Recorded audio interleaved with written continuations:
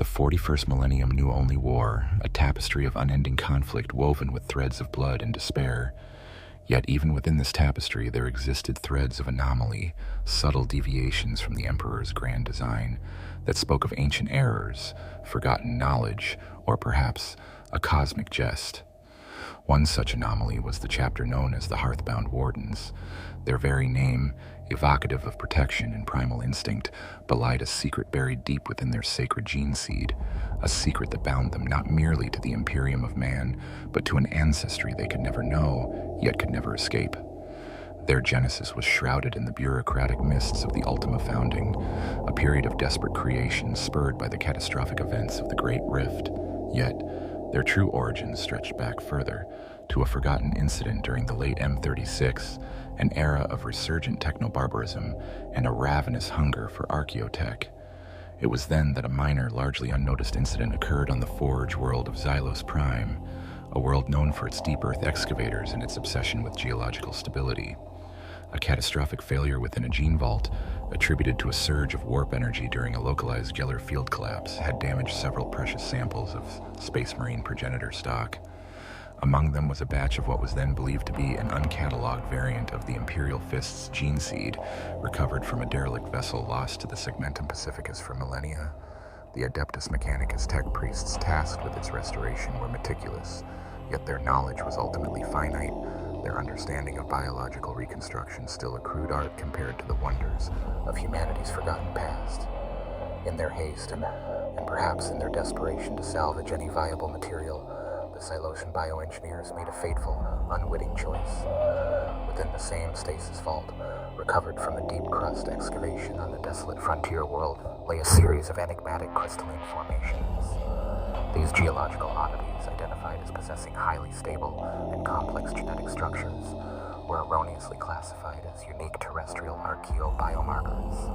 They resonated with an unusual psychic inertness, an almost perfect shield against warp taint, and boasted a cellular resilience that astounded even the most jaded Nagos biologists, convinced they had discovered a dormant, extremophile form of ancient human life or a hyper-resilient precursor organism.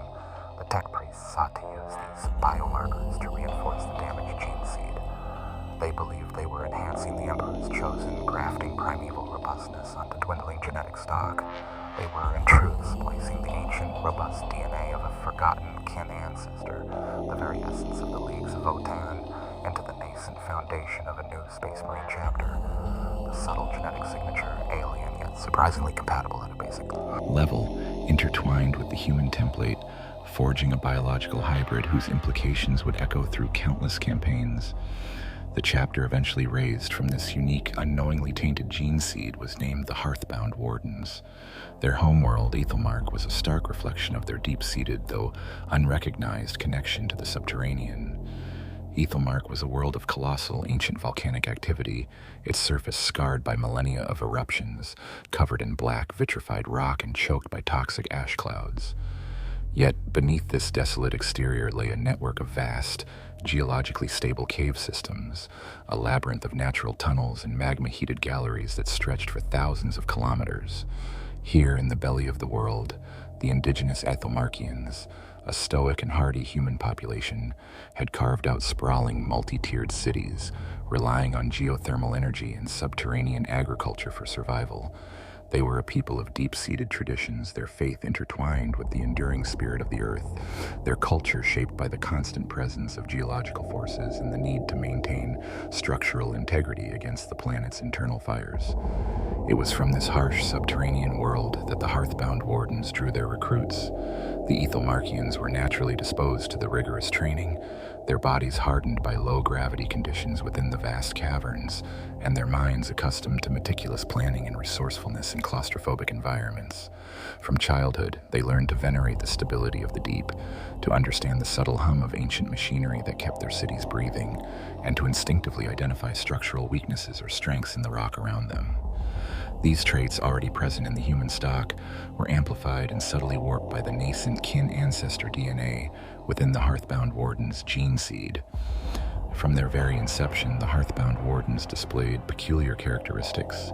Their initiates underwent the transformation with unusual resilience, their metabolisms adapting to extremes of pressure and radiation with unnerving ease.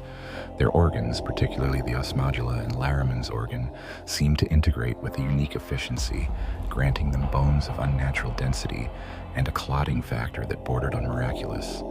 These were attributed to the robust nature of their gene seed, a testament to the Xylosian tech priests' success in repairing the damaged stock, a success they heralded as a minor miracle of biotech. Yet it was in their temperament and tactical proclivities that the true, unbidden nature of their genetic heritage began to subtly manifest. The Hearthbound Wardens were renowned for their unwavering stoicism, a patience that bordered on the glacial, and an almost obsessive attention to detail in their defensive preparations. They valued structural integrity above all. Their campaigns, often characterized by methodical excavation, fortification, and the establishment of heavily defended positions that seemed impregnable. Unlike other chapters who might relish a glorious charge or a devastating orbital strike, the Wardens demonstrated an almost irrational aversion to the wanton destruction of ancient structures or stable geological formations. They would go to extraordinary lengths to secure, rather than simply demolish, an enemy stronghold, often expending vast resources and manpower to cleanse a facility rather than level it. Their chaplains, imbued with the sacred duty of safeguarding the chapter's spirit, found themselves subtly guiding their brethren towards a faith that emphasized endurance, resilience, and the sacred trust of safeguarding the Imperium's core. They spoke not just of the Emperor's light, but of the enduring spirit of humanity, of the deep roots of civilization, and the sanctity of ancient foundations. Their sermons, while ostensibly orthodox, carried an undercurrent of reverence for the material and the ancient, for that which endured against the ravages of time and war, a subtle philosophical lean that distinguished them from other chapters. This quiet devotion to permanence and foundational strength, deeply ingrained and unknowingly tied to the kin's veneration of their ancestor cores, was the first, almost imperceptible tremor of the ancient alien blood stirring within the sons of Ethelmark. The Hearthbound Wardens were born into the Emperor's service, but they carried within them a silent genetic oath to a heritage they would never comprehend, a secret that made them both bulwark and paradox in the grim darkness of the far future. The first stirrings of the ancient blood within the Hearthbound Wardens manifested not as a roar, but as a subtle, persistent hum beneath the surface of their Astartes psyches, an insistent pull towards preservation that defied conventional Imperial logic. Their nascent chapter had been deployed to the Saros system, a forgotten frontier sector plagued by a resurgent orc Wa. The primary objective was the reclamation of Saros Secundus, a desolate agri-world now choked with orc scrap fortresses and crude, yet alarmingly effective defensive structures. Most of the planet's surface was a charnel house, but deep beneath the blasted plains, forgotten since the Age of Strife, lay a sprawling network of ancient pre-Imperial subterranean facilities. These were the true targets of interest for the Adeptus Mechanicus forces accompanying the Saros Reclamation Crusade. One such facility, designated Fortress Spire Gamma 9 by Imperial cartographers, stood as an impregnable bastion against the advancing Imperial Guard regiments. It was a monumental structure, a colossal spire of dark, almost seamless metal alloy, rising from a canyon floor like a petrified spear. Its lower sections delved deep into the planet's mantle, their precise depth unknown, yet it radiated an aura of immense age and impenetrable strength. The orcs, with their crude yet instinctive understanding of raw power, had recognized its inherent defensive qualities, transforming the upper spire into a tangled warren of salvaged armor plating, energy conduits, and crude weapon emplacements. They had no idea of its true purpose, nor the ancient technology dormant within its depths. They simply knew it was tough. Imperial strategy, as dictated by Lord General Valerius Thorn, was simple and brutal. Orbital bombardment to soften the outer defenses, followed by a concentrated ground assault to breach the spire's core, and finally, a controlled demolition of its subterranean levels to deny the Xenos any strategic advantage. The accompanying elements of the Iron Skull's Space Marine chapter, renowned for their siege-breaking capabilities, were prepared to execute this plan with swift, decisive force. However, when the Hearthbound Wardens received their orders to assist in the final breaching and subsequent demolition, An unfamiliar hesitation rippled through their command structure. Chapter Master Caden himself felt it, a faint, disquieting tremor in his breastplate, a sensation he attributed to the gravity fluctuations of the war-torn planet. But it was more than that. A profound, almost spiritual aversion to the proposed destruction of Gamma 9 took root. Chapter Master, argued Captain Boren of the Third Company, his voice a low rumble, the tactical readouts indicate a potential for vast archaeotech caches within Gamma 9's lower levels. To simply collapse them would be an unacceptable loss to the Imperium. Furthermore, the structural integrity of the spire itself is unprecedented. Such architecture speaks of a lost art, a foundation that could prove invaluable as a future bulwark against further Orc incursions. His words, while logical, carried an unusual intensity, a conviction that bordered on reverence for the inert edifice. Other Imperial commanders scoffed. Archaeotech is secondary to annihilating the greenskin menace, General Thorne had retorted. And what good is a bulwark if the Xenos hold it? Better to turn it to slag than to risk leaving it for them to exploit. But Caden had found himself agreeing with Boren, a strange, undeniable certainty growing within him. The Wardens will lead the deep breach, he declared, his voice firm. But we will secure the lower levels, not obliterate them. A controlled sweep, no indiscriminate detonation.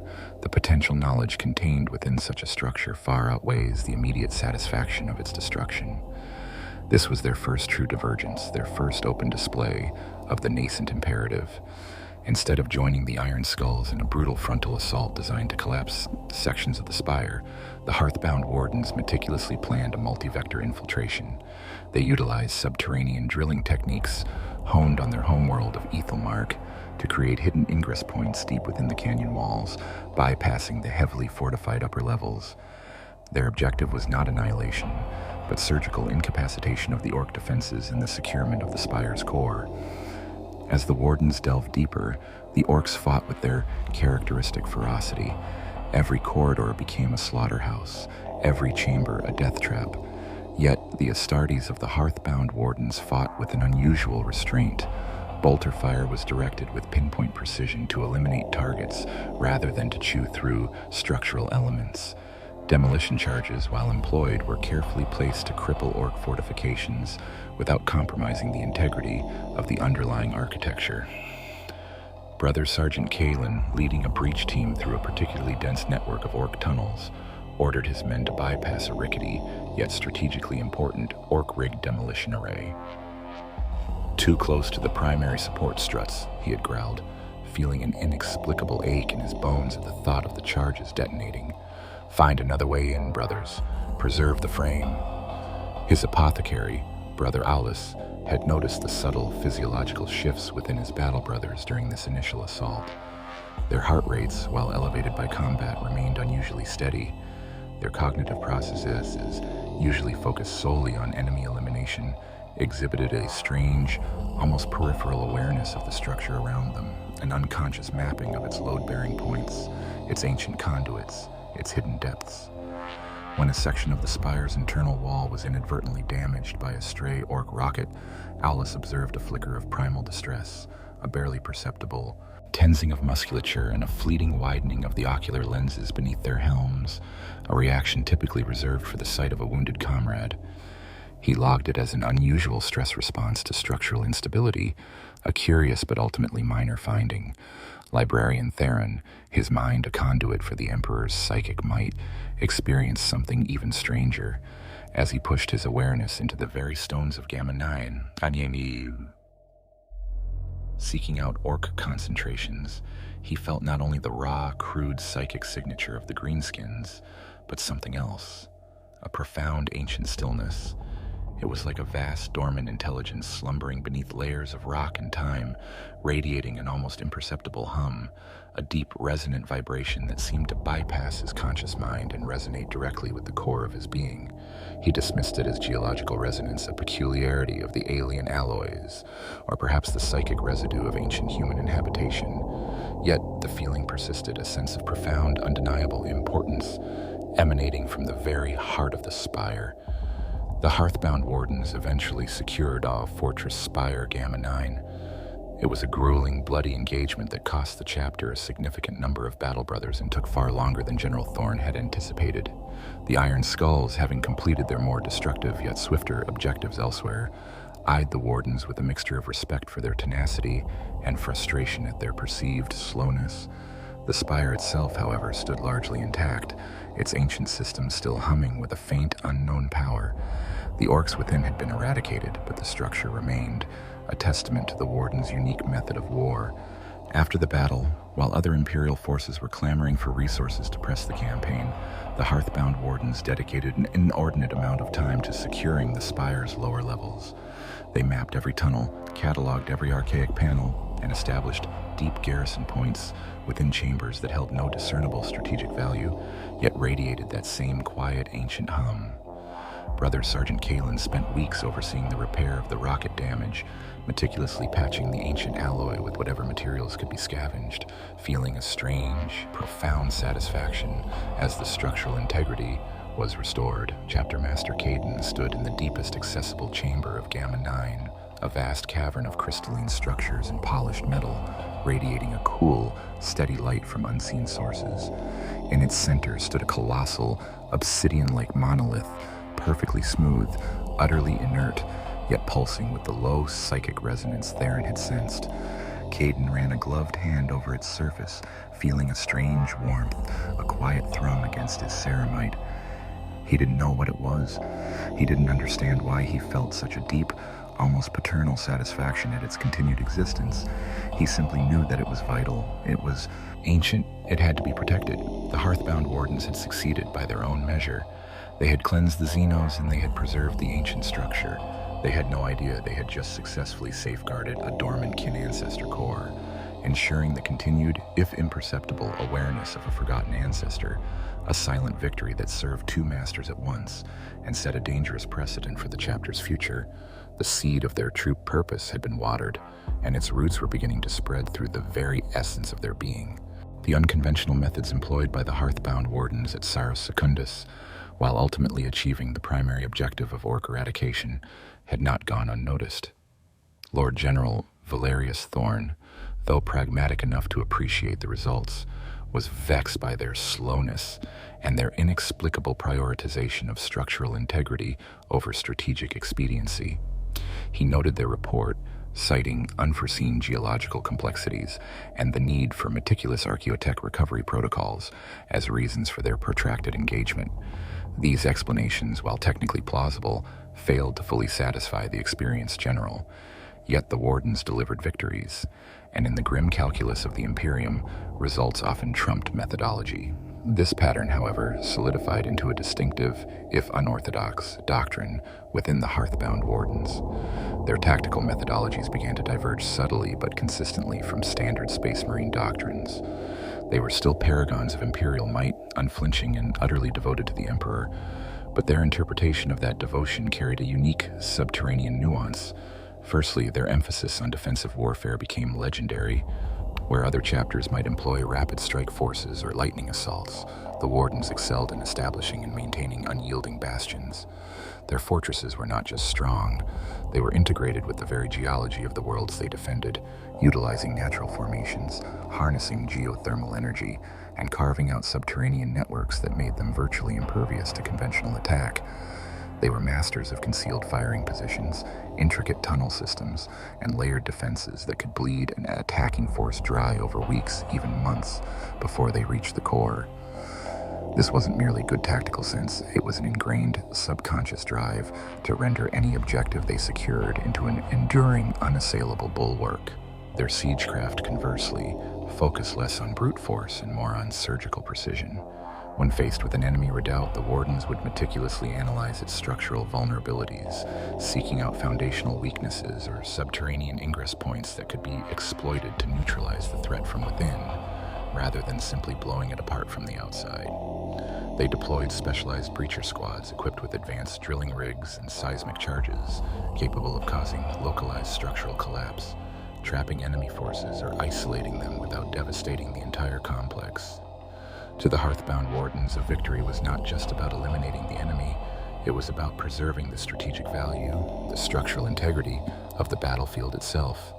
This approach was particularly evident in their operations on worlds rich in ancient pre-imperial ruins or naturally stable subterranean environments. The Wardens developed a reputation for being the salvage masters of the Imperium, often assigned to campaigns where archaeotech recovery was a secondary yet important objective. This suited their unspoken imperative perfectly. Under the guise of protecting Imperial assets, they were able to safeguard numerous sites that, unbeknownst to them, contained dormant ancestor cores or ancient kin strongholds. Chapter Master Caden, guided by the same unbidden instincts that had stirred him on Saros Secundus, formalized these unique tendencies into the chapter's operational charters. He instituted mandatory deep earth exploration drills for all initiates, emphasizing geological analysis and structural engineering as core tenets of their training, alongside bolter drill and close quarters combat. He mandated that all tactical plans must include a structural preservation assessment, and that any demolition orders must be reviewed by no less than 3 captains and a member of the chapter's apothecarian, a bizarre bureaucratic hurdle that often frustrated other Imperial commanders. Librarian Theron, whose subtle psychic sensitivity continued to grow, found himself drawn to the study of ancient architectural forms and the energy signatures of deep earth geology. He spent countless hours in the chapter's archives, poring over fragmented data slates describing pre-imperial mining operations and forgotten Xenos construction techniques.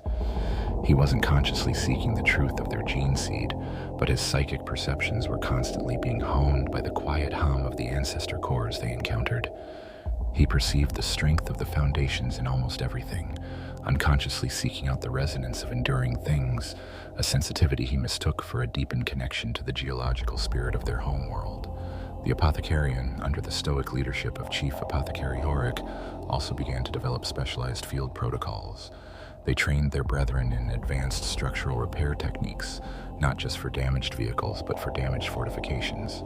They even established a small, dedicated branch of tech marines focused entirely on geostructural engineering, much to the bemusement of the larger Adeptus Mechanicus. Jorik himself noted a peculiar genetic marker common to all Hearthbound Wardens, a series of alleles related to bone density and cellular regeneration that showed unusual stability and resilience. He attributed it to a fortunate mutation in their gene seed, a beneficial anomaly that made them exceptionally durable, but the full implications of its source remained hidden from his understanding. One particular engagement during the cleansing of the feral world of Xantus Prime further solidified their distinct doctrine. Xantus Prime was infested with a species of grotesque, burrowing Xenos known as gravworms, massive serpentine creatures that tunneled through the planet's crust, collapsing entire cities and disrupting Imperial supply lines. The standard Imperial response involved orbital bombardment and seismic charges designed to collapse the tunnels and eliminate the worms. But the Hearthbound Wardens, tasked with securing a vital promethium refinery complex built into a natural cave system, refused to employ such destructive tactics. They deployed entire companies into the labyrinthine tunnels, engaging the gravworms in brutal close-quarters combat, meticulously shoring up collapsing passages and using precision-placed melta charges to seal off worm tunnels without compromising the structural integrity of the refinery or the surrounding cavern network. They fought the gravworms not just as a foe to be annihilated, but as a disruptive force that threatened the very foundations of the world. Captain Boren, leading a force deep within a network of ancient, seemingly natural caverns beneath the refinery, felt an almost visceral revulsion at the Xenos' destructive burrowing. "They desecrate the deep," he had muttered to his men, his voice thick with uncharacteristic anger. "These tunnels are ancient. They must be preserved." His battle brothers, without questioning the sentiment, fought with an even greater ferocity, their bolters spitting death at any worm that threatened to destabilize a critical support pillar or an ancient crystalline formation. Their actions at Xantus Prime, while successful, were costly. They suffered heavy casualties battling the monstrous gravworms hand-to-hand in the claustrophobic darkness. Yet the Promethium refinery and the entire subterranean network, including several deep archaeogeological sites of unknown origin, remained fully functional and structurally sound.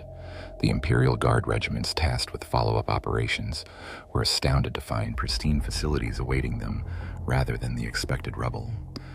The Hearthbound Wardens were earning a reputation, slow perhaps, and unusually stubborn about demolitions, but utterly relentless and possessed of an uncanny ability to secure objectives intact, even under the most destructive conditions. Their operational philosophy, driven by an unconscious genetic imperative, was becoming a distinct and recognizable facet of their identity, separating them from the myriad of other Space Marine chapters. They were becoming the Imperium's reluctant custodians of the ancient, the structural, and the subterranean, unknowingly guided by the whispers of a forgotten ancestry. This doctrine, born of a biological secret, made them both incredibly valuable and deeply anomalous in the grim, destructive reality of the 41st millennium. The Hearthbound Wardens' unique tactical doctrine, born from their subconscious genetic imperative, inevitably led to suspicion.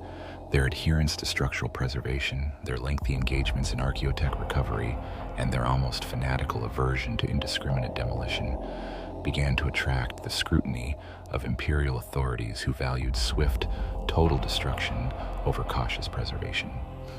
The crucible for this initial suspicion came during the Laren Cleansing, a protracted campaign against a formidable chaos cult on the agri-world of Lyra 6. Lyra 6 was a world of vast, genetically modified forests and monumental ancient structures, many dating back to the Dark Age of technology. These megalithic edifices, crafted from unknown dark materials, often served as the core of the cult's defensive strongholds, integrated into their blasphemous rituals and fortified with dark energies. The Imperial objective was simple: eradicate the chaos taint, collapse the cult's infrastructure, and purify the world with fire and faith. The Hearthbound Wardens were assigned to clear the Black Spire of Kadath, a particularly resilient cultist bastion built around a colossal, obsidian-like tower that plunged kilometers into the planet's crust. Orbital reconnaissance had identified it as the cult's primary ritual site and a nexus of warp energy. Lord Inquisitor Theronius Kane, a hardline Puritan whose experience had taught him that only total annihilation truly cleansed the taint of chaos, ordered the spire's complete demolition once secured. "Leave nothing," he commanded, his voice crackling over the Voxcaster, lest a fragment of its blasphemy remain to fester. Chapter Master Caden felt the familiar, unbidden resistance stir within him. The Black Spire, despite its defilement, radiated that same ancient, deep resonance he had felt at Gamma 9. It was not just a cultist stronghold, it was a testament to unimaginable antiquity, its very foundations humming with a profound, inert power that transcended its current corruption. To simply obliterate it felt like an act of profound ignorance, a senseless destruction of something inherently significant. "My Lord Inquisitor," Caden voxed back, his voice carefully measured. "The Black Spire shows structural properties indicative of extreme durability. A controlled demolition, even with the heaviest ordnance, risks an uncontrolled geological event, perhaps even fracturing the planetary crust. We propose a meticulous internal purge, targeting the cult's warp engines and ritual foci, allowing the structure to remain as a defensive bulwark against any future incursions. Its material integrity alone is a strategic asset." Kane's reply was chillingly brief. "Chapter Master, your tactical assessment is noted. However, my order stands. The spire will be reduced to dust. Any deviation will be considered insubordination." The Hearthbound Wardens proceeded with the assault, their bolters singing hymns of righteous fury as they purged the cultists, but their actions diverged sharply from the Inquisitor's directives. Instead of employing indiscriminate firepower, they fought with an almost surgical precision. Breacher squads meticulously bypassed structural columns, disabling enemy weapon emplacements without damaging the ancient walls.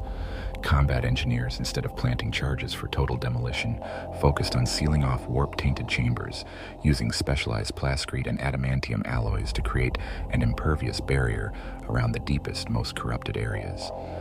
Librarian Theron, leading a squad of Terminators through the heart of the spire, felt the raw, agonized psychic scream of the chaos rituals emanating from a deep cavern.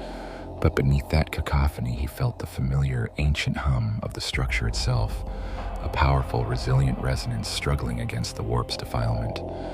He directed his psychic might not just against the cultists, but against the psychic tendrils of the warp attempting to fuse with the spire's very fabric, pushing them back, severing their connection to the ancient, inert power within.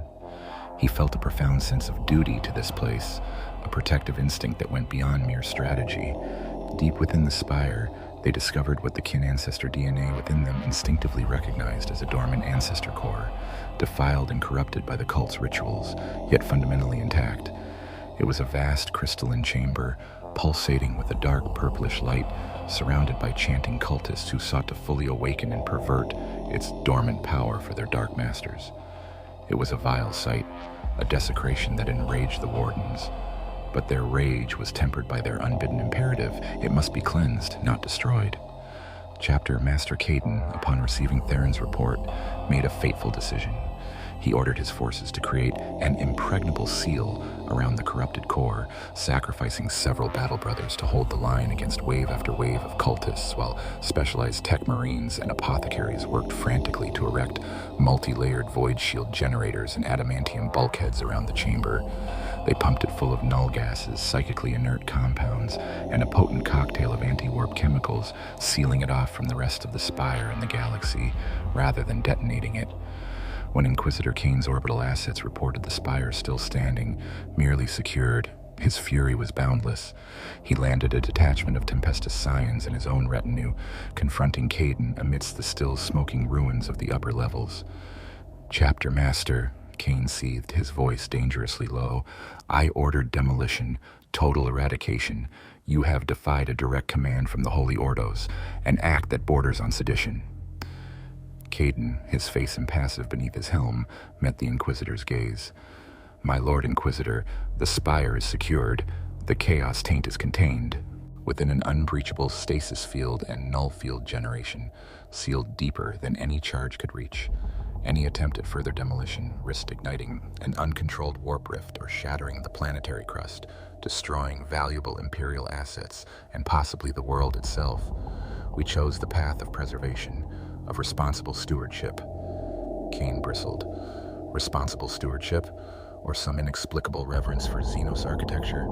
I have seen your chapter's reports, Caden. Your structural preservation assessments, your geological complexities.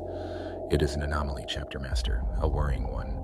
Your chapter displays an unusual fascination with ancient, often Xenos-derived structures. I find myself wondering if there is a flaw in your gene seed, a hidden impurity." Caden felt a chill, deeper than the cold of the Lyran plains. The Inquisitor, in his relentless pursuit of purity, had stumbled close to the truth. "Our gene seed is pure, Inquisitor," Caden replied, his voice firm. "Tested and retested, certified by the Adeptus Mechanicus. Our loyalty to the Emperor is absolute. We simply believe in securing the Imperium's future by preserving its past, where strategically viable."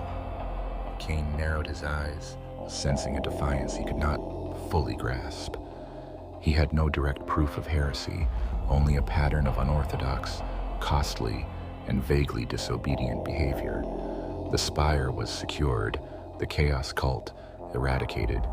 He could not, at this juncture, accuse a Space Marine chapter of outright treachery without substantial evidence. "Very well, Chapter Master," Kane stated, his voice tight with suppressed anger, "but consider this a formal notice. My eyes and the eyes of the Holy Ordos will be upon your chapter. Any further deviations from established Imperial protocol will be met with the Emperor's swift justice. Do not forget the fate of chapters found wanting." The Hearthbound Wardens had succeeded in their unseen mission. They had saved an ancestor core, preserved a fragment of kin heritage from obliteration, but the cost was heavy. They had garnered the intense suspicion of a powerful Inquisitor, painting a target on their backs. The veiled hand of their genetic imperative had begun to exert its influence, guiding them to protect the kin, drawing them deeper into the shadows of Imperial scrutiny, and making them a chapter both revered for their tenacity and feared for their inexplicable deviations. The whispers of doubt had begun. The shadow of doubt cast by Inquisitor Kane stretched long and cold over the Hearthbound Wardens. His accusations of unusual fascination with ancient, often Xenos-derived structures resonated within the halls of their fortress monastery, the Iron Hearth, deep within Ethelmark's molten core. Chapter Master Caden felt the weight of it, not just as a threat to his chapter, but as a subtle discord within his own being, a nagging uncertainty about the very nature of their purpose. Internal strife, though never overtly schismatic, began to subtly manifest. The older, more traditional captains, steeped in centuries of Imperial dogma, found themselves increasingly at odds with the younger officers and the chapter masters' increasingly unconventional directives. Captain Valerius of the First Company, a battle-hardened veteran whose entire career had been defined by crushing the Emperor's foes without compromise, struggled to reconcile the Warden's growing tendency for preservation with the brutal realities of galactic war. Chapter Master, Valerius argued during a Strategium meeting, his voice rough with frustration, the deployment on Viridia Prime. We are tasked with purging a Genestealer cult. Why are we dedicating 2 entire companies to shoring up ancient geological instabilities within the planetary crust when the Xenos infest the surface? The threat is clear, the solution obvious. Burn them out, collapse their lairs. We are space marines, not a planetary infrastructure repair corps. Caden met his gaze, his own conviction unwavering, yet laced with a weary understanding. Captain, the geological instabilities, as you call them, are a network of ancient subterranean tunnels, structures of immense resilience. The Genestealers are exploiting these to move undetected. By securing them, by preventing their collapse, we can contain the infestation, turn their own pathways against them. To simply collapse them would be to risk creating new, uncontrolled avenues for their spread and lose invaluable strategic positions. These structures are not merely rocks, Valerius, they are the very foundations of enduring might. Valerius grunted, unconvinced. Enduring might for whom, Chapter Master? For mankind, or for some forgotten architects whose bones are dust? Our duty is to the Emperor, and his will demands annihilation of the Xenos, not their careful rehousing. The philosophical chasm deepened. The younger battle brothers, particularly those who had served under Captain Boren or Librarian Theron, found themselves more attuned to the chapter's evolving doctrine. They had experienced the strange, almost visceral compulsion to safeguard ancient sites, to fight with a precision that honored the enduring architecture of a world. They felt the pull of the deep, the reverence for structural integrity, not as a conscious choice, but as an instinct, a natural extension of their duty. Brother Apothecary Aulus, driven by his own quiet fascination with the chapter's unique physiology, began to delve deeper into the gene seed anomaly. He had noted the unusual stability of the Hearthbound Warden's genetic markers, their enhanced bone density, and their remarkable cellular regeneration. He also observed a subtle, almost imperceptible neurological pattern in battle brothers who had returned from deep Earth missions, a heightened sensitivity to vibrational frequencies and a subconscious mapping ability that surpassed even the most advanced augurs. He theorized a latent psychic resonance with geological formations, a natural talent amplified by their Ethelmarkian heritage. He was close, tantalizingly close, to uncovering the spliced kin DNA, but without a frame of reference for Xenos genetic material of that nature, he attributed it to extreme human adaptation and rare, beneficial mutations. His findings, filed away in the chapter's secure Medikey vaults, remained an unexploded ordnance beneath the chapter's official history. The greatest challenge to the chapter's internal unity came not from a single voice, but from a persistent, unsettling pattern of resource allocation. The Wardens began diverting an inordinate amount of their chapter tithe, not to new armaments or fleet expansion, but to specialized excavation equipment, advanced geological sensors, and massive quantities of structural reinforcement materials. Their war gear, while still formidable, often reflected this focus. Breacher shields with integrated seismic dampeners, power axes designed for precision demolition, and armor plating enhanced with energy-dispersing layers to minimize structural damage from enemy fire. During a particularly arduous campaign against the Necrons on the tomb world of Kotep, the Wardens found themselves battling through an intricate maze of ancient Necron structures, vast catacombs and energy pylons that pulsed with the cold, alien hum of the Undying Legion. The Imperial Guard forces, seeing an opportunity to collapse entire sections of the tomb world onto the Necrons, prepared to use cyclonic torpedoes against key structural points. Chapter Master Caden, however, intervened. "No," he declared, his voice cutting through the vox chatter. "These structures, though alien, possess a resilience that speaks of immense power. They are not merely tombs, they are conduits of unknown energies. To destroy them indiscriminately is to risk unforeseen consequences, perhaps even awakening greater terrors. Instead, the Wardens spearheaded a brutal, close-quarters campaign within the Necron labyrinth. They fought through legions of awakened automatons, meticulously disarming energy conduits, sealing off tomb chambers, and even, in one infamous incident, redirecting a Necron energy stream to overload a localized pylon without causing a chain reaction that would destabilize the entire necropolis. They were effectively fighting to preserve the Necron structures, even as they slaughtered the Necrons within them.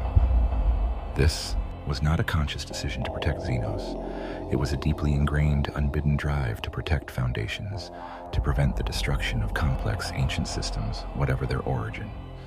The campaign was a horrific success. The Necron threat was neutralized, but the Kotep necropolis remained largely intact, its vast network of chambers and pylons standing as a stark, baffling monument to the Warden's peculiar methods. Imperial observers, particularly the tech priests from the accompanying Mechanicus contingent, were both bewildered and fascinated. They saw the preservation of valuable Xenos archaeotech as a potential boon, but the sheer cost in Space Marine lives and the deviation from standard tactical doctrine troubled them deeply. Chapter Master Caden, observing the lingering suspicion in the eyes of his own captains and the growing discomfort within the wider Imperial command structure, felt the burden of leadership pressing down on him. He knew that the line between orthodoxy and deviance was perilously thin in the Imperium, and his chapter was dancing on its edge. He didn't understand why. He felt such an intense need to protect these ancient structures, only that the urge was primal, undeniable, and inextricably linked to the very essence of his chapter. The Hearthbound Wardens, unknowingly, were already caught in the serpent's coil of their own origins. Their acts of preservation, born of a subconscious kin imperative, were making them invaluable to the Imperium as unique operators, but simultaneously marking them as a potential source of impurity, a deviation that would eventually draw the full, merciless attention of those who purged all anomalies in the name of the Emperor. The internal strife, the seeds of doubt, were merely the first symptoms of a genetic secret that would inevitably lead them to tragedy. The Hearthbound Warden's growing reputation for meticulous, almost reverential, handling of ancient structures, coupled with their unique tactical doctrine, eventually drew the gaze of the Adeptus Mechanicus. It began with the standard post-campaign assessments, where tech priests would analyze battle reports and recovered archaeotech. Initially, their interest was merely academic. The Wardens consistently brought back more intact samples and provided more detailed structural analyses of conquered enemy sites than any other chapter. This was a boon to the Mechanicus, whose hunger for ancient knowledge was insatiable. However, the nature of this success soon became a source of deeper fascination, bordering on obsession for certain factions within the Martian priesthood. Magos explorator Kalen Gamma 7, a radical biologist Archaeos attached to a deep space exploration fleet, was the first to formalize his suspicions. He meticulously cross-referenced the Warden's deployment history with geological and archaeotech surveys. He noted that the chapter seemed to be disproportionately assigned to worlds with significant subterranean infrastructure or ancient pre-imperial ruins, often at the request of the Mechanicus itself. Yet it was the Warden's method of engagement that truly piqued his interest. Kalen Gamma 7 analyzed data from Lyris 6 and Kotep, and most notably from Ceros Secundus. He compared the damage reports for Fortress Spire Gamma 9 with similar engagements where other chapters had used standard demolition protocols. The contrast was stark. Where other sites were reduced to slag and rubble, Gamma 9 stood largely intact. He obtained physiological data from the Warden's Apothecarian, noting the enhanced bone density, cellular resilience, and unusual neurological patterns Aulus had documented. Kalen Gamma 7, unburdened by the Apothecary's inherent bias towards human purity, saw a pattern that whispered of something far more ancient, far more alien. Such structural reverence he intoned to his data slates, his voice synthesized and devoid of emotion, cannot be merely strategic. It implies an instinct, a primal imperative coded deep within the organic matrices, the efficiency of their physiological adaptations. It is too precise, too consistent to be mere random mutation. His radical faction, known as the Cult of the Progenitor, believed that humanity's greatest technological achievements were not entirely human in origin, but were often derived from reverse-engineered Xenos technology or forgotten interspecies collaborations from the golden age of technology.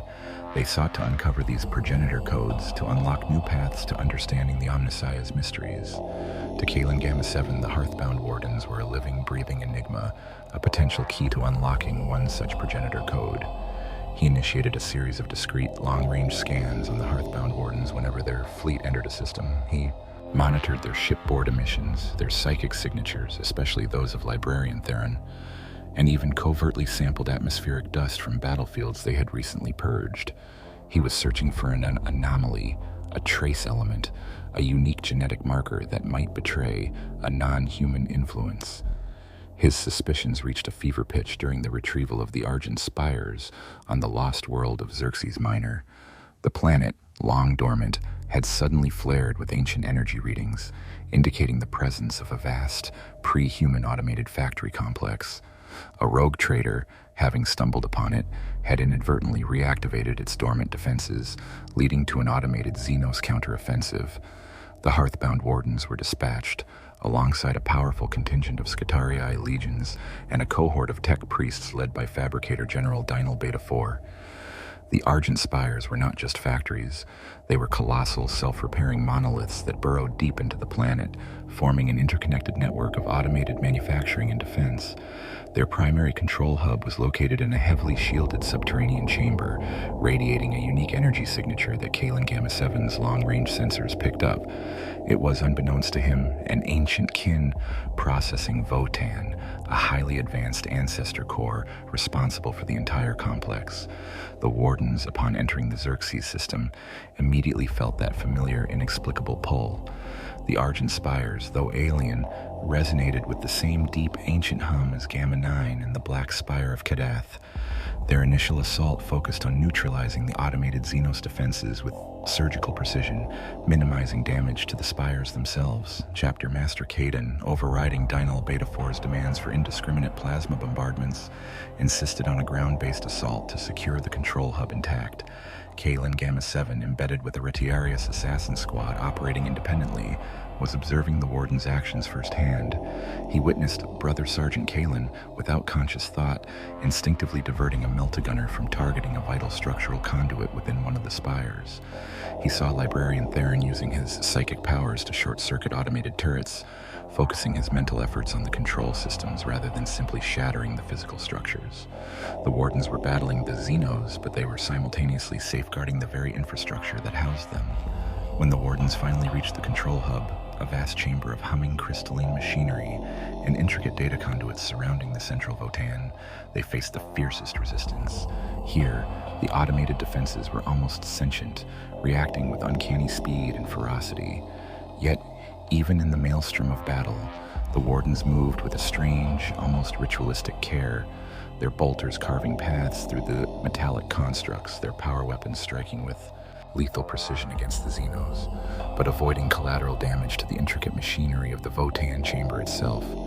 Kalen Gamma 7, watching from a hidden vantage point, collected more physiological data from the Wardens, noting the almost hypnotic focus in their movements, the deep guttural growls of protective instinct that occasionally escaped their vox grills.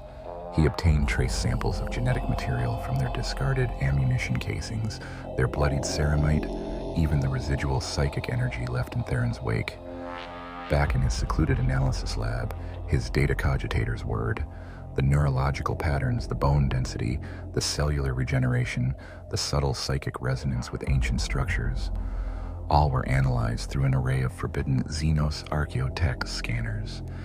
Then the cogitator delivered its verdict, a series of complex genetic sequences, a biological blueprint that resonated with a pattern he had seen only in the rarest, most ancient Xenos artifacts recovered from the depths of forgotten stellar nurseries, the indelible mark of the kin ancestor.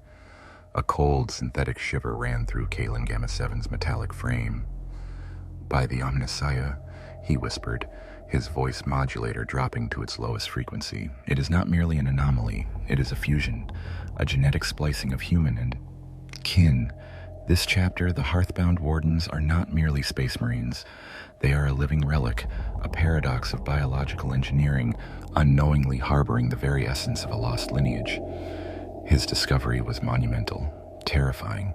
A space marine chapter, the very bulwark of humanity, unknowingly imbued with Xenos DNA, driven by an unconscious imperative to protect the very structures of a forgotten enigmatic species. This knowledge, if revealed, would spell the immediate and brutal extermination of the Hearthbound Wardens by the Holy Ordos. But Kalen Gamma 7 was a radical. He saw not heresy, but a scientific wonder, a potential key to understanding lost technologies, an opportunity to study a unique biological hybridization. He knew the immense danger of his discovery. He knew the sheer power of the forces that would move to erase it. He decided for now to keep his findings secret, to observe, to learn.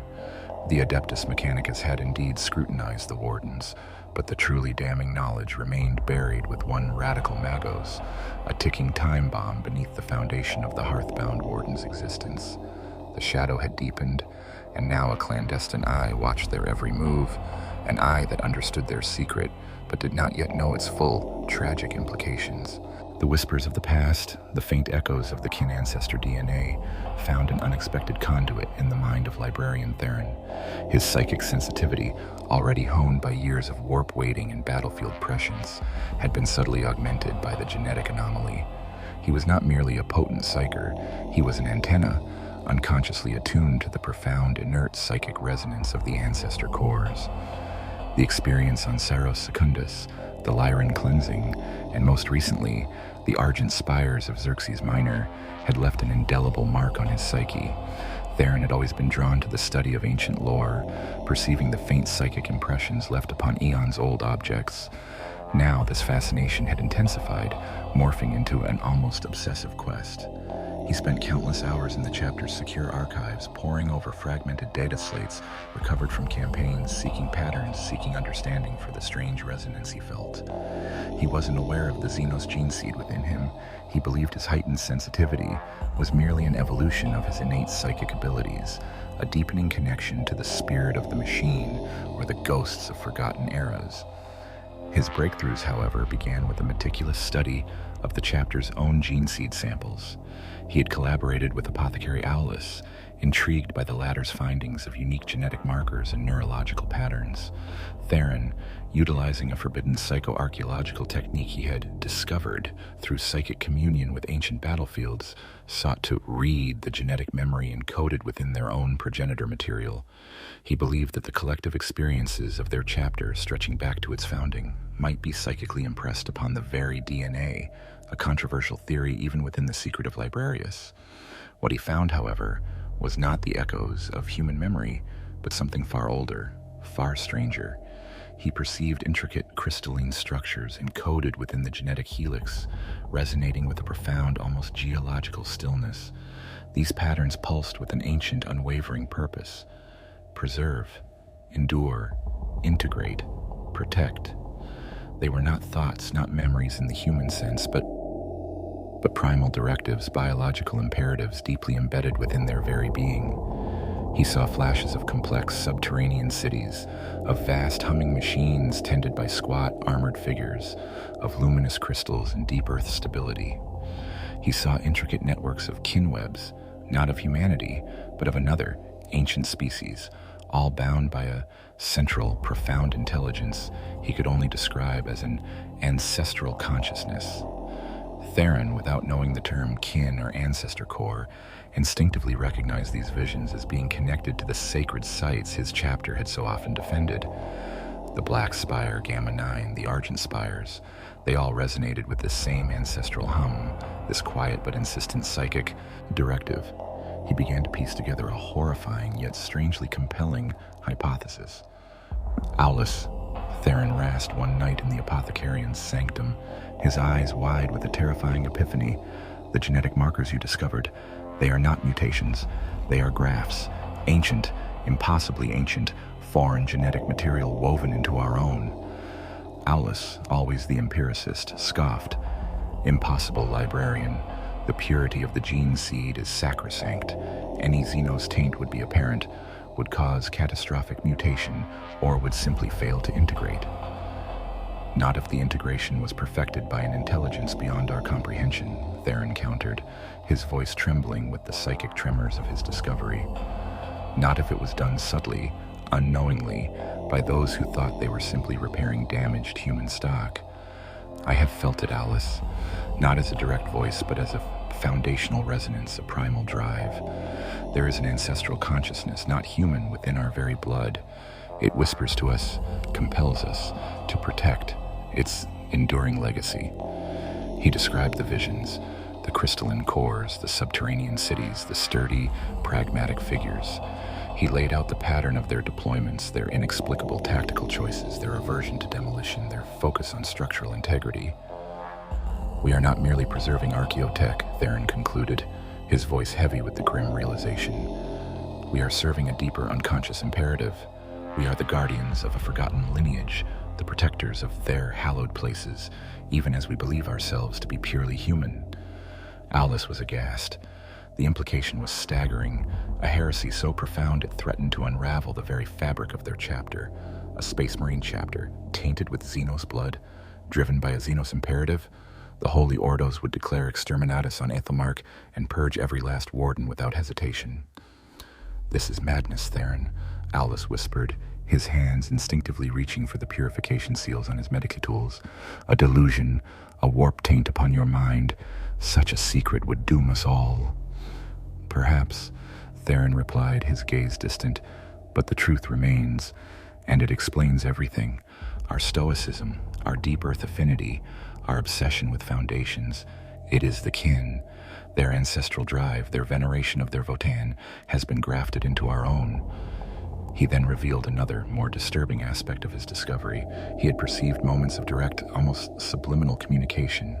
Not words, but flashes of pure data, complex instructions transmitted not through speech, but through a deep biological resonance, particularly when they were in proximity to a powerful ancestor core. These were the lucky coincidences, the unforeseen tactical advantages that had often saved them. The kin ancestor within their gene seed was not merely a dormant passenger, it was a subtle navigator guiding them in their unwitting service to protect its brethren's most sacred relics. The revelation plunged both Theron and Alice into a profound moral and existential crisis. They were sworn to the Emperor, yet their very essence was now revealed to be intertwined with an ancient Xenos race. Their every victory of preservation had been, in a way, a betrayal of pure human doctrine. "What do we do?" Alice finally asked, his voice raw. "Do we inform Chapter Master Caden, the Inquisition?" Theron shook his head slowly. "To reveal this truth is to invite our annihilation. We are a weapon of the Imperium, Alice, but we are also a shield for something else. This secret must remain buried. We must continue our duty to the Emperor, but we must also understand the deeper purpose that guides us. We must find a way to reconcile these two masters, to protect both humanity and the ancient echoes within our blood, without ever betraying the existence of the latter." They agreed to guard the secret with their lives, and the lives of their battle brothers. But the knowledge was a heavy burden, a constant gnawing awareness that every act of the Hearthbound Wardens was a tightrope walk over the abyss of heresy. Theron began to consciously attune himself to the ancestor hum, learning to distinguish its nuances, to subtly interpret its silent directives, becoming a conscious, albeit secret, conduit for the genetic imperative. Alice, for his part, began to study the physiology of their battle brothers with a new, horrified understanding, looking for ways to perhaps ameliorate the Xenos elements, or at least to suppress their more obvious manifestations, fearing the day when the truth would inevitably be exposed. The Hearthbound Wardens, unaware of the terrifying revelation made by their librarian and apothecary, continued their grim duties, but at the highest echelons of their command, a terrible secret had taken root, threatening to cleave the chapter asunder and doom them all. The glimmer of understanding had brought not clarity, but a chilling realization of their tragic, dualistic existence. The Hearthbound Wardens were thrust into their most defining crucible on the fringe world of Volkov's Anvil, a desolate, resource-rich planet where a fledgling human colony had stumbled upon a vast, untapped vein of precious minerals. This discovery, however, had also attracted the attention of a splinter fleet of Hive Fleet Leviathan, a terrifying swarm of Tyranids descending upon the sector with ravenous hunger. The ensuing conflict was to be known as the Siege of Volkov's Anvil, a protracted, desperate war for survival that stretched over several brutal months. The Imperium poured resources into the sector, unwilling to surrender such a valuable world to the ravenous Xenos. The Hearthbound Wardens, renowned for their defensive capabilities, were among the first Space Marine chapters deployed, tasked with securing the primary mining infrastructure, a sprawling, multi-tiered complex of subterranean shafts and surface processing facilities built into the colossal, ancient mountains that gave the world its name. The Tyranid assault was relentless. Swarms of Gaunts and Hormagaunts covered the black volcanic plains like a living carpet, supported by the lumbering bulk of Carnifexes and Tyrannifexes. Overhead, gargoyles blotted out the dim, ash-choked sun, while warriors and lictors infiltrated the lower levels, seeking out vulnerable points. The Imperial Guard regiments, bolstered by elements of the Adeptus Mechanicus and other Space Marine chapters like the Relentless Ultramarines and the Grim Iron Hands, formed an unbreakable perimeter around the mining complexes. But it was within the ancient, deep earth tunnels of Volkov's anvil that the Hearthbound Wardens truly shone, and where their genetic imperative clashed most violently with their duty to the Imperium. Librarian Theron, now acutely aware of the ancestral hum that resonated from deep beneath the mining complex, felt an overwhelming sense of dread. The mining infrastructure was not merely human. It was built atop and ingeniously integrated with an immense ancient kin stronghold, a dormant but potent ancestor core that radiated the very same psychic signature he had detected in their own gene seed. This ancestor core, buried deep within the planet's core, was not simply a relic. It was the nexus of the entire mineral richness of Volkov's anvil. Its specialized grav fields and geoshaping arrays, originally designed to extract and process rare elements for the kin, were now being exploited unknowingly by human mining operations. The Tyranids, with their Gestalt consciousness, sensed the immense biological and energetic potential within, and their primary objective became clear: to consume the core, to devour its essence and assimilate its profound knowledge. Chapter Master Caden, guided by the insistent, unconscious pull of his heritage, declared that the core mining complex would be defended to the last man. His tactical directives, though seemingly logical, were securing a valuable resource, were infused with an unusual fervor for the subterranean sectors. He ordered the construction of a labyrinthine network of reinforced blast doors, subterranean choke points, and internal kill zones, turning the mining tunnels into an impenetrable fortress. The battle raged. Wave after wave of Tyranids threw themselves against the Warden's defenses. In the claustrophobic darkness of the tunnels, the Space Marines fought with a ferocity born of desperation and the unbidden imperative that pulsed in their blood. Their enhanced bone density and regenerative capabilities, courtesy of the kin DNA, proved invaluable. They endured wounds that would fell lesser men, their resilience earning them the grudging respect of the Iron Hands, who noted their remarkable resistance to bioacids and synaptic attacks. Librarian Theron, battling alongside Caden in the deepest levels, felt the Ancestor Core scream silently under the Tyranid psychic assault. The hive mind was probing it, seeking to unravel its secrets, to consume its power. Theron used every ounce of his formidable psychic might to shield it, projecting waves of pure psychic static, not just against the Tyranids, but against the insidious tendrils of the hive mind itself, deflecting its attempts to assimilate the core. He was fighting a hidden war within the overt war, a battle for the soul of an ancient inert entity, unknown to his comrades. At one point, a colossal Trigon Prime, a monstrous burrowing beast, broke through a weakened section of the outer defenses, intent on reaching the core.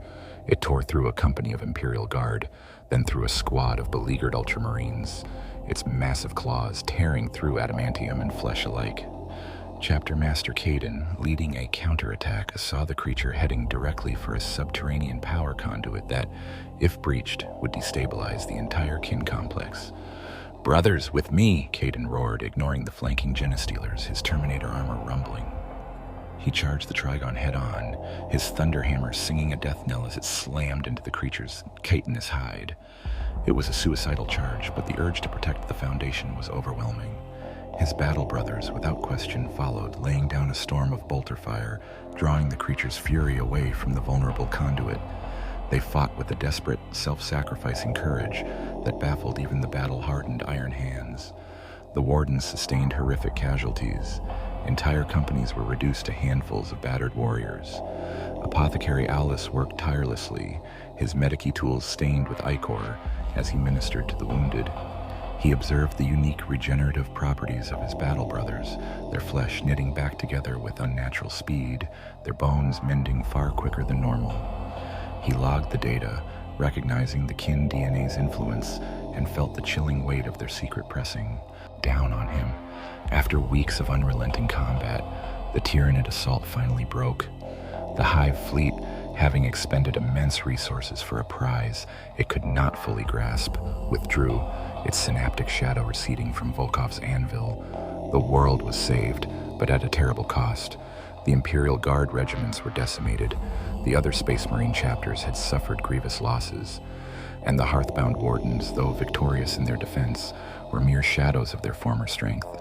Their armor was scarred, their ranks thinned, their spirits weary. But the Ancestor Core, deep beneath Volkov's anvil, remained intact, humming silently with its ancient power, its secrets preserved. The Hearthbound Wardens had held the line, not just for the Imperium, but for a forgotten past. Their heroic defense earned them battle honors and the gratitude of the Imperium, particularly from the Adeptus Mechanicus, who recovered unprecedented amounts of intact archaeotech from the surviving mining complex. Yet this Pyrrhic victory changed them forever. The Wardens were physically and numerically crippled, their home world of Aethelmark now too distant and too resource-poor to fully replenish their losses quickly. Their isolation deepened, their internal bonds forged in unimaginable hardship, but their secret, the true source of their resilience and their strange priorities, remained hidden, a ticking time bomb within their very essence. The great crucible of Volkov's anvil had proven their worth to the Imperium, but it had also cemented their unique, tragic destiny as the unwitting guardians of a legacy that was not their own. The revelation shared between Librarian Theron and Apothecary Alice created a profound yet silent schism within the chapter's command. They continued their duties, maintained the facade of orthodox Imperial zeal, but every tactical decision, every deployment, every casualty was now viewed through the chilling prism of their genetic secret.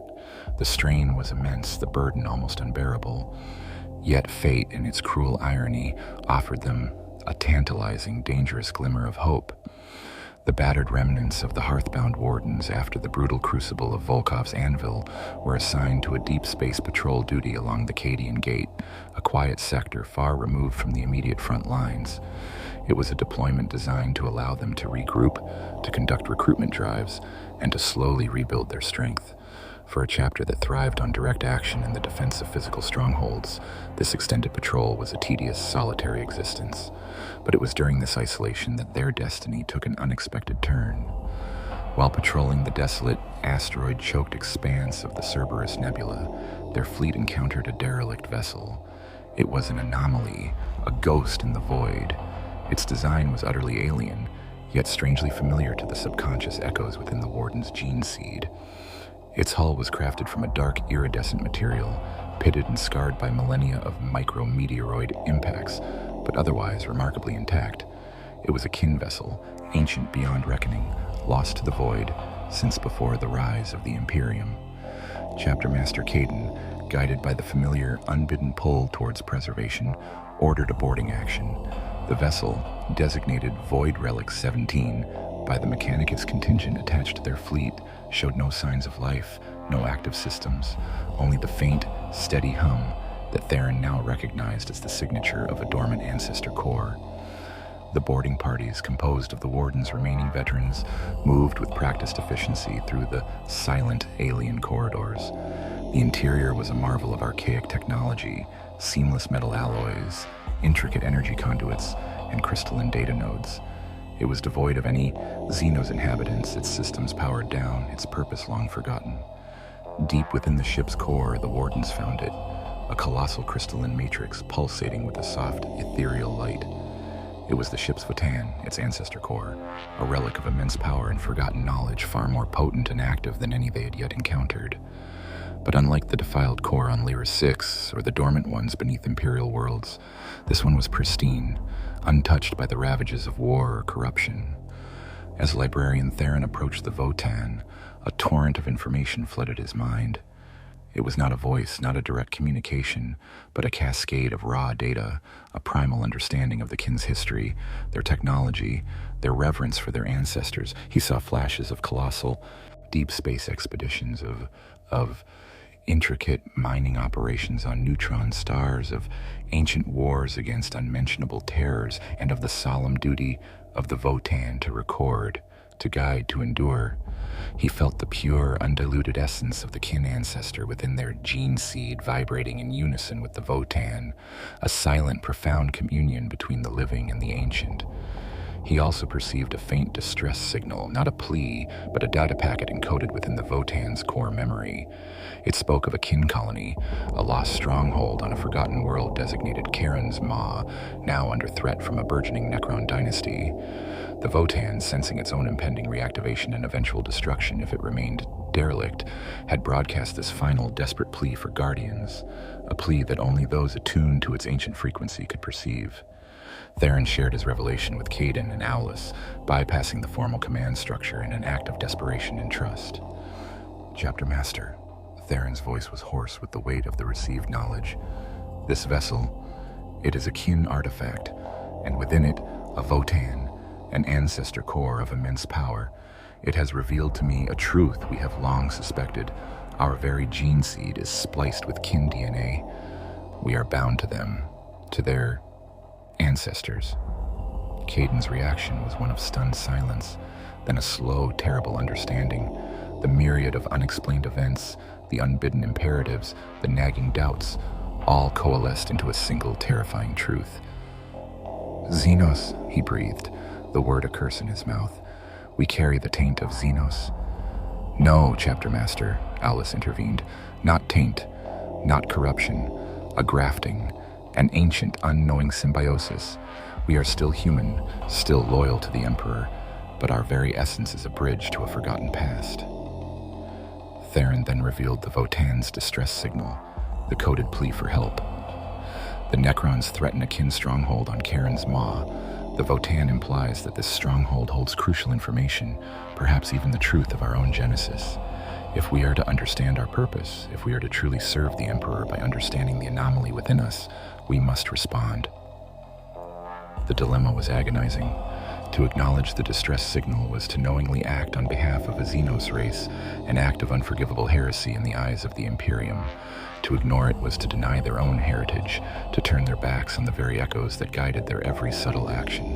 Caden, after a period of intense solitary contemplation in the presence of the dormant Votan, made his decision.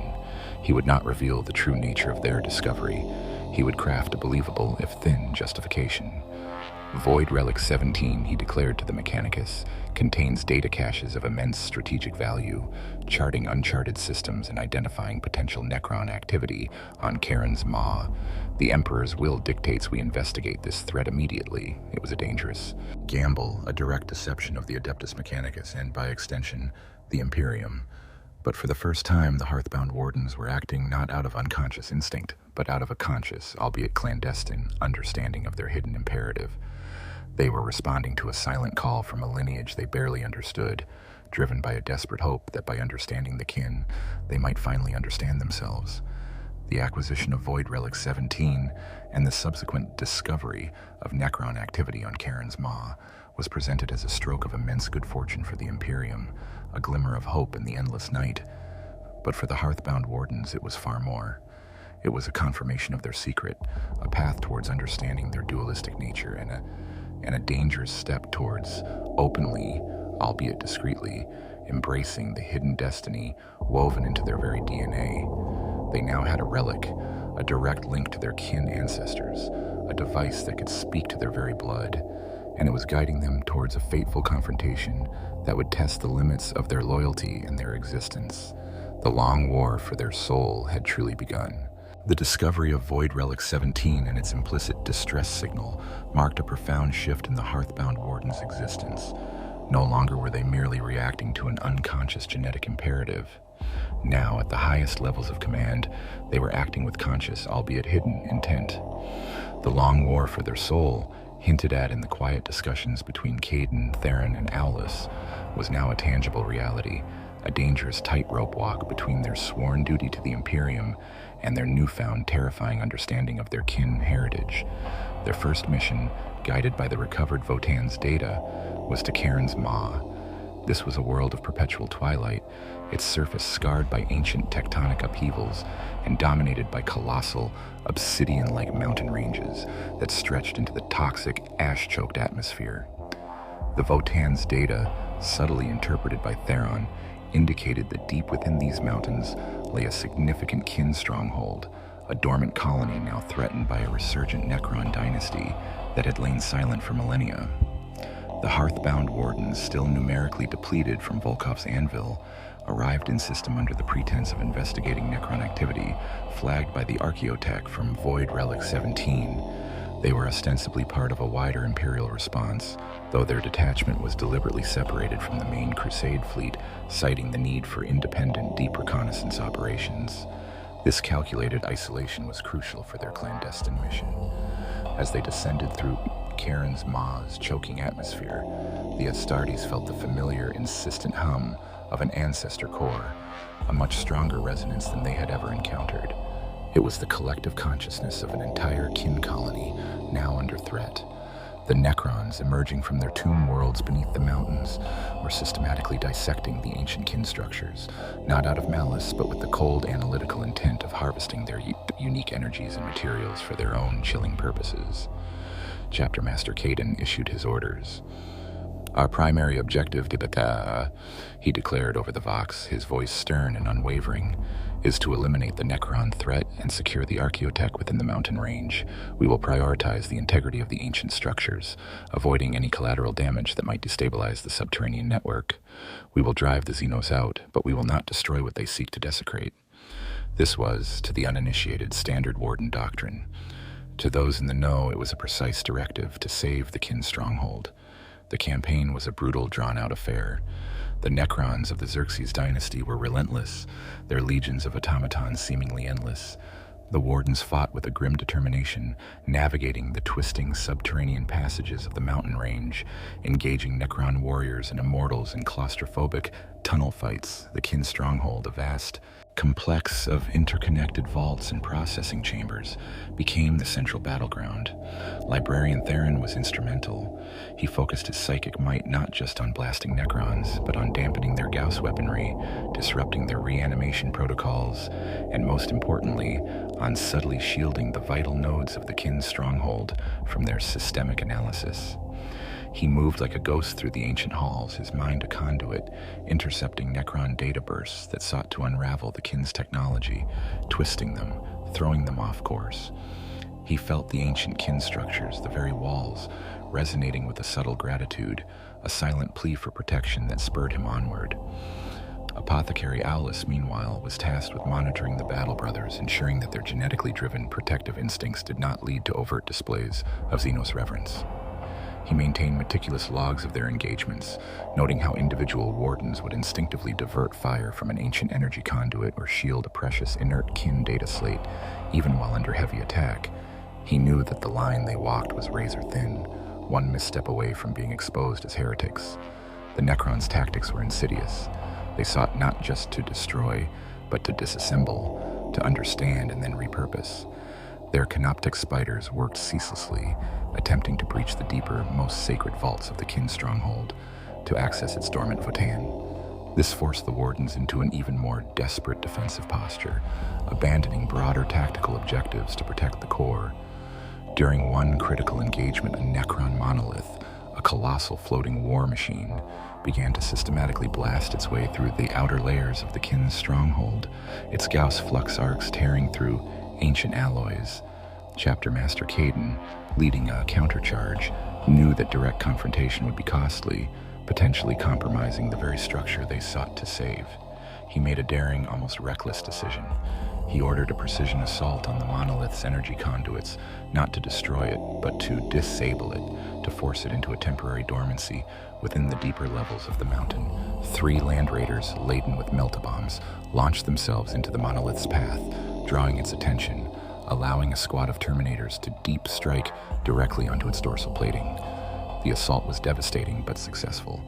The monolith was eventually crippled, its systems temporarily overloaded, its inert hulk collapsing into a deep chasm, sealing a vital Necron ingress point, and crucially, doing minimal damage to the kin stronghold itself.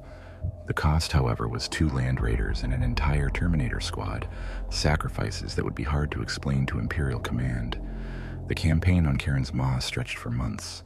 The Wardens, fighting against overwhelming odds, eventually managed to drive the Necrons back into their tomb worlds, securing the ancient kin stronghold. The Necrons had been repelled, but the victory was a testament to the Wardens' unique tactics, their almost suicidal devotion to structural integrity. They had preserved the kin's stronghold, its dormant Vatans safe from Necron predation, but their actions had left them critically weakened and on the edge of utter exhaustion. Their reports to Imperial command were carefully crafted, detailing their heroic efforts in preventing the Necrons from seizing vital archaeotech, and their unwavering commitment to preserving strategic infrastructure. They presented the salvaged fragments of Necron technology as proof of their success, diverting attention from the true nature of the structures they had protected. The long war for their soul had begun with a devastating victory on Karen's Maw.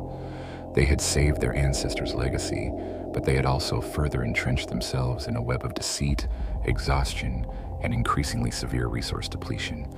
Their isolation deepened, their internal bonds strengthened by their shared secret, but the shadow of suspicion from the wider Imperium loomed larger than ever. They were warriors of 2 masters, walking a path that grew ever narrower, ever more perilous with each clandestine act of protection. Brother Captain Boren of the 3rd Company was a man of granite, his will unyielding, his loyalty absolute. He had served the Hearthbound Wardens for over 2 centuries, his battle-scarred armor a testament to countless campaigns fought in the Emperor's name. Yet, even his profound faith and unwavering resolve were beginning to fray under the subtle, persistent strain of the chapter's increasingly unorthodox operations.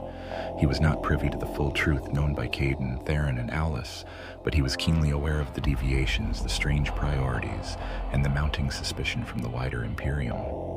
Boren embodied the hero's burden within the Wardens. He was a paragon of their stoic discipline, their defensive prowess, and their deep-seated reverence for enduring structures, characteristics subtly amplified by the kin ancestor DNA within him. Yet he was also a true son of the Imperium, a loyal servant who questioned the cost and the logic of their choices. His internal journey was a microcosm of the chapter's own tragic dilemma: how to reconcile unquestioning faith with inexplicable actions, how to serve 2 masters when one remained utterly hidden.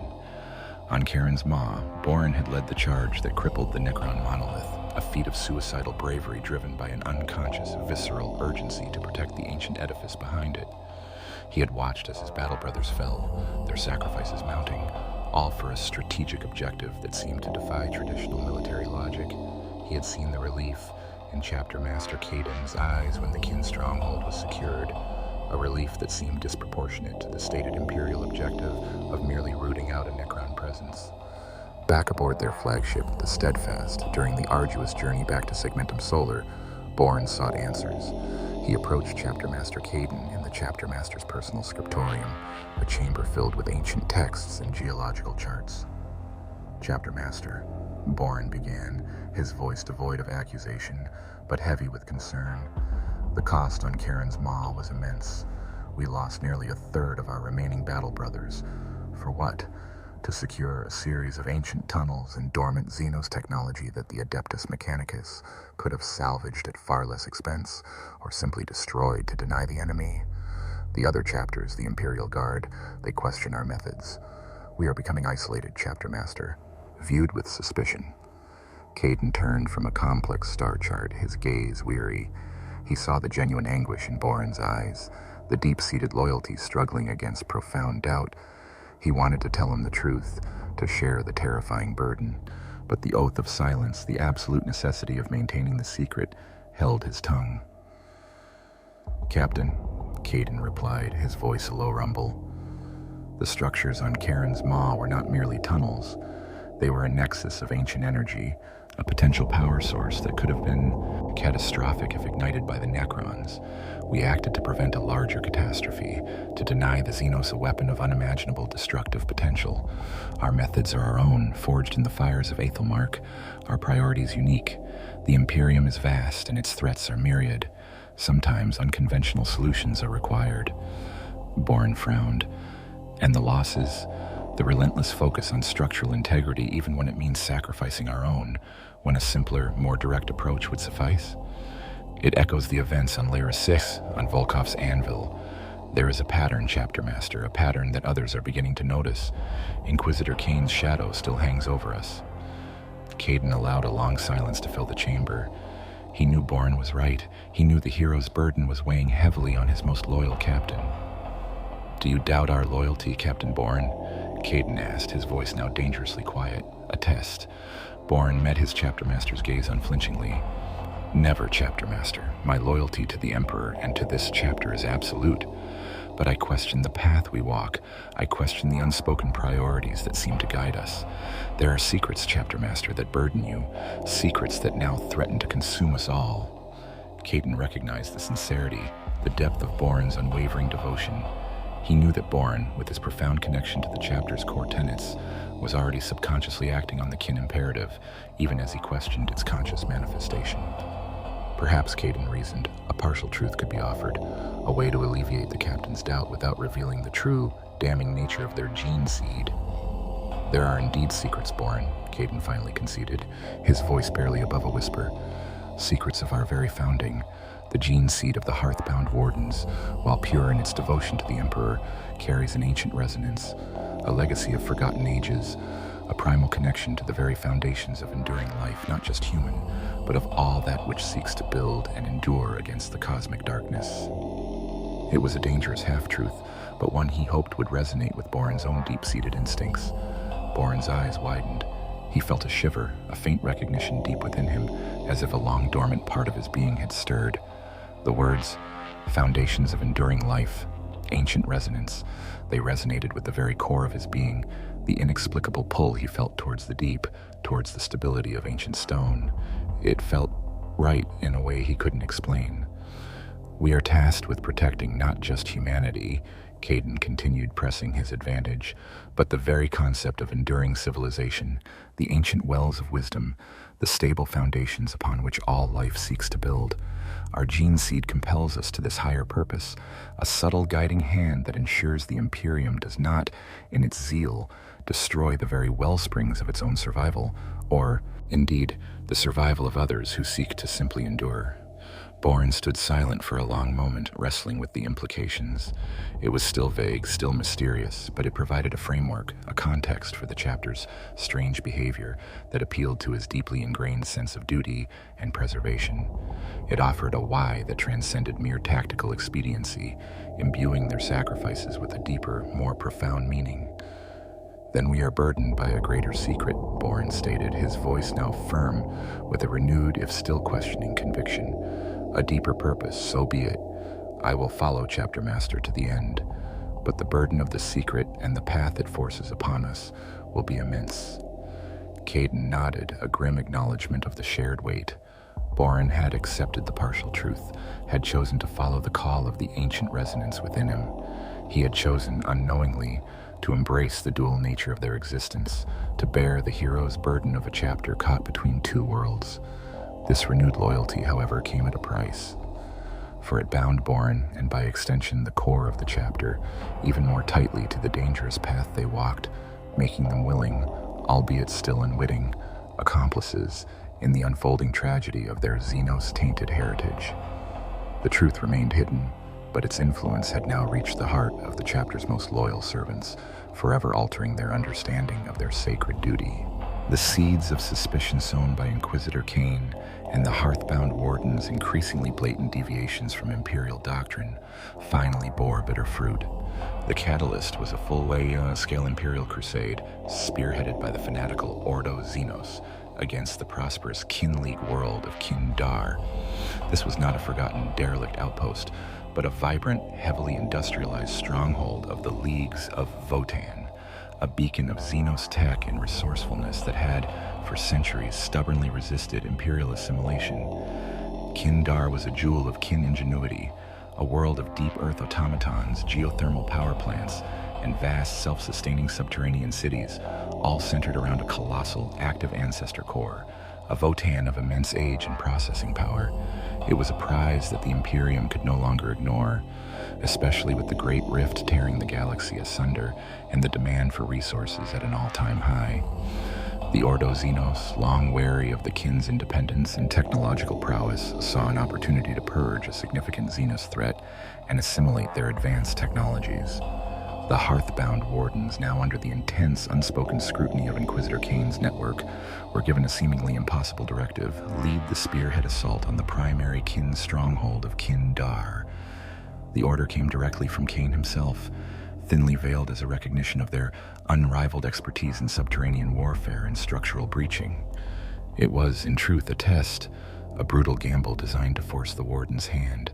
Kane suspected their unusual affinity for ancient structures extended to the kin, and this mission would either confirm their loyalty or reveal their hidden heresy. Master Caden felt a cold dread settle in his bones as he read the orders.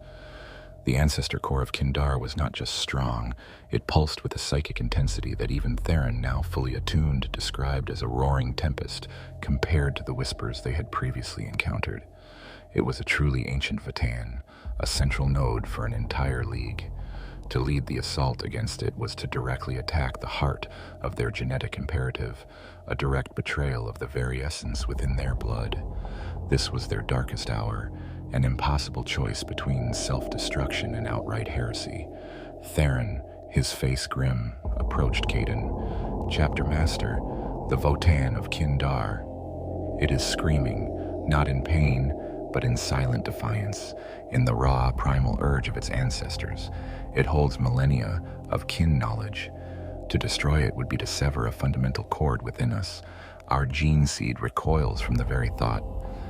Alice, ever the pragmatist, offered a chilling assessment. If we refuse, Inquisitor Kane will declare us heretic Astartes, exterminatus on Ethelmark, our chapter purged, our legacy erased. If we comply, we destroy the very foundation of our existence, betraying the silent oath within our blood. There is another path, Bourne interjected, his voice firm, his eyes alight with a grim resolve born from his earlier conversation with Caden. We accept the mission. We lead the assault, but we do so with our own methods. We target the kin, yes, but we do so in a manner that allows the ancestor core to endure. We secure it rather than destroy it. We hide our true purpose in the chaos of battle, as we always have. Caden nodded slowly, the weight of the decision pressing down on him. This was the only way, a desperate, suicidal gamble. They would fight the kin, but they would fight the Imperium's orders simultaneously. They would wage a war within a war. The assault began. Orbital bombardment meant to soften the kin defenses was precise, but the Hearthbound Wardens deliberately steered some of the heaviest ordnance away from the deepest geothermal vents, citing unstable crustal formations. This earned them a sharp rebuke from the Crusade Master, but the Wardens, hardened by decades of such exchanges, pushed onward. The battle for Kindar was horrific. The kin, renowned for their resilience and their formidable technology, fought with the ferocity of cornered beasts. Their automated defenses, their formidable Hearthkin warriors, their powerful Goliaths and Sagittars, all defended their ancestor core with unwavering determination. The Imperial forces, a colossal array of Imperial Guard, Titans, and other Space Marine chapters, were a storm of fire and steel. The Hearthbound Wardens plunged deep into the subterranean cities, their bolters roaring, their power weapons carving a bloody swath through the kin defenders. They were ruthless, efficient killers, fulfilling their duty to the Imperium, but their movements, their targets, their methods were subtly, critically different. Instead of deploying cyclonic torpedoes to collapse sections of the city, they engaged in brutal room-to-room fighting, expending more lives to secure areas intact. They focused their fire on the kin warriors themselves, rather than their power generators or their structural supports. Breacher squads, instead of demolishing fortifications, used precision charges to create controlled breaches, funneling the battle away from vital structural nodes and towards choke points they could exploit. Librarian Theron became a bulwark. He engaged kin psionics in psychic duels, but also, in the depths of his mind, he reached out to the Vatan, establishing a fragile, tenuous link. He wasn't communicating, not truly, but he was transmitting a silent promise. We will protect you. We will ensure your endurance, even as we appear to be your destroyers. He subtly manipulated Imperial Vox traffic, misdirecting targeting data, reporting heavy Xenos resistance in areas he knew were less vital to the Ancestor Core's integrity. Captain Boren led his third company into the deepest mining shafts, engaging a massive force of Ironkin and Grav commandos. His company suffered immense casualties, but they achieved their objective, securing a series of ancient Grav stabilization arrays that, if destroyed, would cause a catastrophic cascade failure across the entire Kin city and obliterate the Ancestor Core. He fought with a grim, almost suicidal determination, knowing that his actions, though destructive to the Kin, were simultaneously preserving their deepest essence. The other Imperial forces, witnessing the Warden's relentless yet strangely conservative assault, were confused. They were effective, yes, but their methodical, preservation-focused approach seemed almost inefficient in the face of such a defiant Xenos foe. They secure the structure, yes, as commented a frustrated Imperial Guard general, but at what cost to their own ranks? And why not simply collapse the entire sector once secured? The battle raged for weeks. The Kin fought with desperate bravery, but the sheer numerical superiority of the Imperial forces was overwhelming. Finally, the main Votan chamber, the heart of Kindar, was breached. Chapter Master Caden led the assault, his armor battered, his resolve a cold, hard knot in his gut. The chamber was immense, filled with the soft, pulsating light of the colossal Ancestor Core. Around it, the last of the Kin warriors made their final stand, their faces grim, their weapons spitting fire. Caden ordered his forces to engage the Kin, but with a crucial, unspoken directive: do not fire on the Votan. The ensuing close-quarters battle was a blur of bolter fire, power axe blows, and desperate Kin counterattacks. Hearthbound Wardens fell, their genetically driven imperative pushing them to shield the Ancestor Core with their own bodies, taking hits that were meant for the pulsating crystal. Caden himself engaged the Kin's call, a formidable warrior, in a brutal duel, ensuring that no stray shot or explosive blast would endanger the Votan behind them. When the last Kin warrior fell, the chamber was silent save for the panting of the surviving Wardens and the soft hum of the Ancestor Core. It had been a devastating Pyrrhic victory. The Kin of Kindar were broken, their military might shattered, their world captured. But the Ancestor Core, the heart of their lineage, stood intact, radiating its ancient power, sealed off by the Warden's precise, if bloody intervention. They had saved it, not through direct defense, but through a brutal, subtle war waged within the larger Imperial assault. Their darkest hour had come, and they had walked the impossible path, sacrificing countless lives, betraying their outward duty to fulfill the silent promise in their blood. The victory at Kindar was declared by the Imperium a glorious success, a decisive blow against a stubborn Xenos menace. Lord Inquisitor Theronius Kane, however, saw it as a deeply troubling enigma. The Hearthbound Wardens had delivered the objective. The Kin stronghold was taken, the Xenos resistance broken. Yet, the colossal Ancestor Core, the very heart of the Kin's technological and spiritual power, remained intact, merely secured and quarantined for Mechanicus study, rather than utterly obliterated as per his precise orders. Kane's fury was a cold, simmering rage. He had witnessed the Warden's actions through encrypted data feeds and the reports of his embedded agents, their strangely costly focus on preserving structural integrity, their prioritization of specific, seemingly arbitrary targets within the Kin complex, their almost suicidal devotion to defending the Ancestor Core chamber from collateral damage, even from their own Imperial allies' desperate firepower. It all confirmed his gravest suspicions. He descended upon Kindar with a full contingent of his most fanatical inquisitorial stormtroopers and a detachment of Deathwatch kill teams, bypassing the formal command structure of the now triumphant crusade. His target was Chapter Master Caden, and by extension the entire Hearthbound Wardens chapter. Caden, Theron, and Alice knew this moment was inevitable. They had chosen their path, had sacrificed untold lives to save the Ancestor Core, and now the reckoning had arrived. They stood in the primary Votan chamber, its ancient hum filling the air, a silent testament to their grim defiance. The remaining battle brothers of the Hearthbound Wardens, a mere handful of companies, stood guard, their faces grim, their bolters ready. Kane confronted Caden directly, his voice echoing in the cavernous chamber. "Chapter Master, your report states you secured the Kin core. My orders were explicit: annihilation. To leave such a nexus of Xenos influence intact is an act of gross insubordination, bordering on heresy. Explain yourself." Caden, his voice resonating with a quiet authority that belied the immense pressure, replied, "My Lord Inquisitor, The Kin Votan is not merely a power source. Our analysis, expedited under combat conditions, revealed it to be a unique geological modulator, integral to the very tectonic stability of Kindar. Its destruction would have triggered catastrophic planetary tremors, rendering this world uninhabitable and destroying valuable Imperial assets. We preserved it for the Imperium, for its future use. It was a plausible lie crafted by Thrawn, using the Ancestor Core's true function of planetary resource management as a cover. But Kane was not convinced. He gestured to the surrounding battle-scarred chambers. And the casualties. Your chapter suffered grievously in preserving this Xenos relic.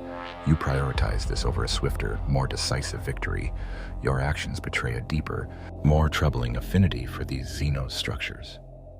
Our chapter is forged in the fires of Ethelmark, Inquisitor, Caden retorted. A world defined by its geological stability. Our doctrine is to endure, to preserve the foundations upon which strength is built. We simply applied our unique expertise to a unique situation. Our loyalty is beyond question. But Kane had his proof, or so he believed. His Mechanicus advisors had intercepted anomalous data transmissions from Void Relic 17, now secured on a Mechanicus vessel. They had detected faint, recurring psychic emanations emanating from the derelict, echoes of the same ancestral hum Theron had sensed. And crucially, Kalen Gamma 7, the radical Magos, had made a calculated, damning move. Faced with his own faction's increasing pressure for results, he had discreetly leaked his findings regarding the Hearthbound Warden's gene seed anomaly to a rival, more orthodox, Mechanicus faction, knowing it would quickly reach the Inquisition. He hadn't revealed the full kin ancestor truth, but enough to scream genetic deviation and unnatural hybridization. Your loyalty is about to be tested, Chapter Master, Kane snarled, his eyes burning with zealotry. My agents have discovered irregularities within your gene seed, anomalous markers, undocumented genetic material, traces of non-human origin. This, coupled with your documented fascination for Xenos structures and your flagrant disregard for my orders, paints a picture of corruption. The word corruption hung heavy in the air. Caden felt the blood drain from his face, the centuries-long secret finally exposed. He looked to Theron and Aulus, a silent confirmation passing between them. They had known this day would come. You are accused of genetic deviance and potential Xenos contamination, Chapter Master, Kane declared, his voice hard as ceramite. Under the authority of the Holy Ordos, I declare your chapter, the Hearthbound Wardens, to be rogue. Stand down, Caden. Surrender your command. You and your entire chapter will be taken into custody for immediate purification and study. The air crackled with tension. The Hearthbound Wardens stood firm, their bolters raised, their battle brothers a silent wall of defiance. They were numerically inferior, exhausted, but their faces were etched with a grim, shared understanding. They would not surrender. They could not. To do so would be to abandon their secret, to allow the truth to be twisted into heresy, and to doom the ancestor cores they had sworn, by blood, to protect. We are the Emperor's chosen, Caden stated, his voice ringing with renewed conviction, and we have protected this world. We have suffered for its preservation. We will not be branded traitors for our unique devotion to the enduring strength of the Imperium. Then a sudden, blinding flash. Librarian Theron unleashed a torrent of psychic energy, not at Kane, but at the immense ancestor core behind them. It wasn't an attack, but a desperate, final act of communion. He poured his life force into it, activating a failsafe, a final desperate act of preservation. The Votan hummed, then pulsed, then vibrated with an incredible intensity. Its ancient systems, designed for planetary defense and resource management, flared to life, not as a weapon, but as a colossal, localized energy shield. A shimmering golden force field erupted from the ancestor core, enveloping the entire Votan chamber. It pushed back against Kane's stormtroopers, their armor buckling, their weapons short-circuiting. It was a shield, ancient and powerful, generated by the kin Votan itself, powered by Theron's dying psychic essence. Go! Theron gasped, his body racked with agony as the Votan consumed his life force. The core is sealed. It is preserved. Protect the chapter. With a final agonizing groan, his body collapsed, consumed by the sheer power of the Votan. Caden understood. This was their sacrifice, their desperate salvation. Boren immediately ordered the wardens to fall back, fighting their way out of the collapsing Votan chamber as the golden shield shimmered, growing stronger, enveloping the entire structure in an impenetrable cocoon of energy. The Ancestor Core was now utterly inaccessible, shielded by a force field that even the heaviest Imperial ordnance would struggle to penetrate, its secrets preserved, its enduring power now forever sealed from the Imperium. The Hearthbound Wardens fought their way through the enraged inquisitorial forces, their retreat a desperate, bloody testament to their defiance. They had lost their chief librarian, their ranks further depleted, but the Ancestor Core of Kindar was safe, sealed within its golden prison, a silent monument to their unique heresy. They had made their ultimate sacrifice not just for the Emperor, but for the silent imperative in their blood, forever cleaving their fate from the rest of humanity. They were now truly alone, branded traitors, but their secret and the Ancestor Core remained safe, a tragic victory in the grim darkness. The aftermath of Kindar was a cataclysm for the Hearthbound Wardens. Branded excommunicate traitors by Lord Inquisitor Kane, their fleet, already ravaged by countless campaigns, became a hunted quarry. Their homeworld of Ethelmark, now vulnerable, was subjected to a brutal orbital bombardment by zealous Imperial Navy fleets, its surface settlements scourged, its deep earth cities shattered by cyclonic torpedoes meant to cleanse any potential taint. The Iron Hearth, their fortress monastery, was utterly destroyed, its ancient wards overwhelmed by the sheer unthinking might of Imperial retribution. The Imperial dream of a safe haven deep beneath the earth was reduced to radioactive slag, its tenacious people incinerated. Only a few thousand battle brothers, the tattered remnants of a once proud chapter, managed to escape the Kindar system in a handful of crippled vessels. Chapter Master Caden, his face etched with unspeakable grief and cold fury, oversaw their desperate flight. He had ordered the few surviving Tech Marines to scour their databanks, to erase every mention of Ethelmark, every record of their past. Their history was now a blank slate, their origins a hidden shame. Chief Apothecary Aulus, one of the few senior officers to survive, felt the weight of their destruction acutely. His Medici records, his diligent cataloging of their unique physiology, were now damning evidence of their heresy. He mourned Theron, whose sacrifice had bought them precious time sealing the Kindar Votan, but had also undeniably exposed them. The genetic imperative had driven them to this, and now they paid the price in blood and ashes. The Hearthbound Wardens, once a bulwark of the Imperium, were now renegades pursued relentlessly by Imperial fleets and agents of the Inquisition. They became ghosts in the void, their battered ships limping from nebula to asteroid field, constantly on the run.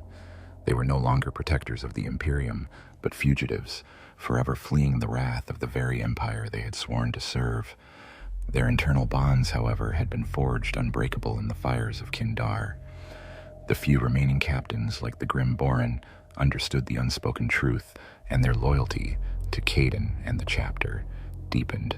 They had witnessed Theron's sacrifice, the silent power of the Votan, and the unyielding purity of their chapter master's conviction. They may not have understood the full biological truth, but they understood the necessity of their actions, the terrible burden of their purpose. They were a chapter united not by dogma, but by shared sacrifice and a terrible secret, but their resources were critically low.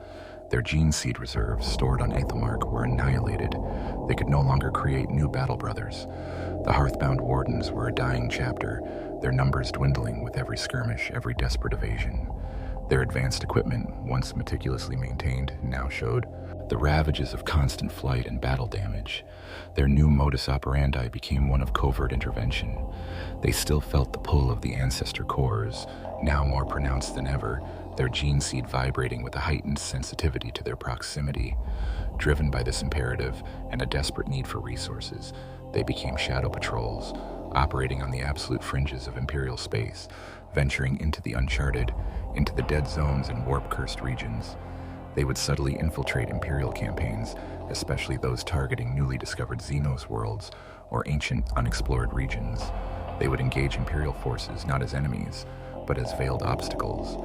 If an Imperial crusade threatened an Ancestor Core, the Wardens would appear as a seemingly random band of renegade Astartes, sowing confusion, disrupting supply lines, or subtly redirecting Imperial ordnance. creating unforeseen complications that would lead to the ancestor core being preserved, sealed off, or simply overlooked in the chaos. They were masters of misdirection, their knowledge of Imperial tactics allowing them to exploit weaknesses without directly engaging their former brethren in open warfare.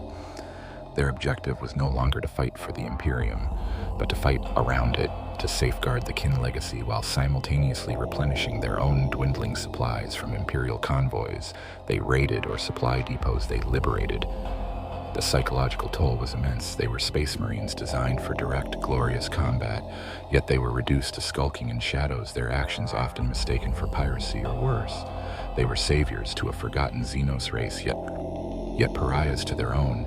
Each subtle intervention, each clandestine act of preservation was a wound to their pride, a twist of the knife in their hearts.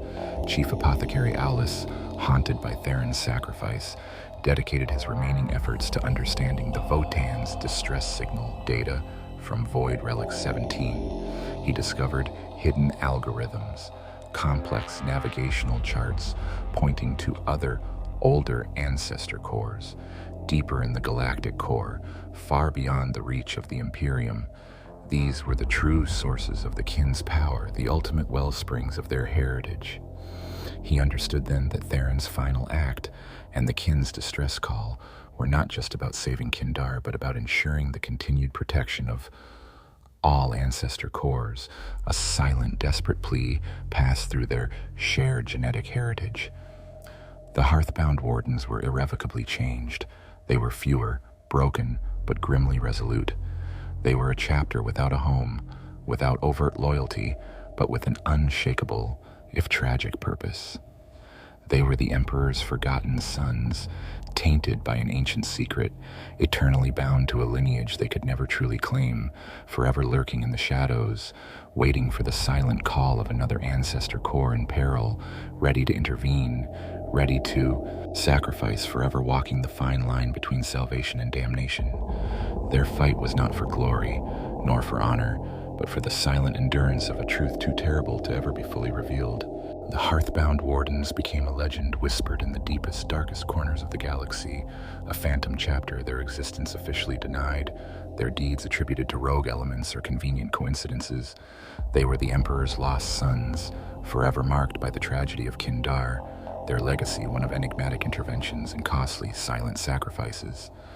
Chapter Master Caden, his face now a mask of grim resolve, led his dwindling forces for centuries. Each battle brother who fell was mourned in silence, for there were no new recruits, no new gene seed to replace them. The chapter was a slowly dying ember, its flame flickering but never extinguished.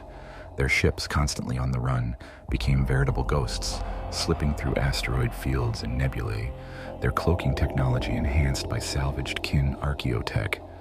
They continued their sacred secret mission. The fragmented data from Void Relic 17, combined with Aulus's painstaking analysis and the subconscious guidance of their kin ancestor gene seed, led them to ancient battlefields, forgotten tomb worlds, and deep space derelicts, all bearing the silent hum of dormant ancestor cores. They never openly allied with the kin, for their loyalty to the Emperor, though warped by necessity, still burned fiercely. Instead, they acted as a hidden force, a guardian spirit intervening indirectly. On the hive world of Viridian Prime, ravaged by a genestealer cult, the Wardens appeared as phantom reinforcements, routing the Xenos from crucial subterranean hives that, unknown to the Imperials, housed ancient kin data caches. They then vanished before they could be identified, leaving behind only puzzled Imperial Guard commanders and eradicated Xenos. In the Necron tomb world of Xylos, they diverted a powerful Imperial bombardment away from a colossal energy pylon, arguing it was a vital strategic objective for future Imperial use, when in reality, it anchored a dormant kin deep space navigation hub.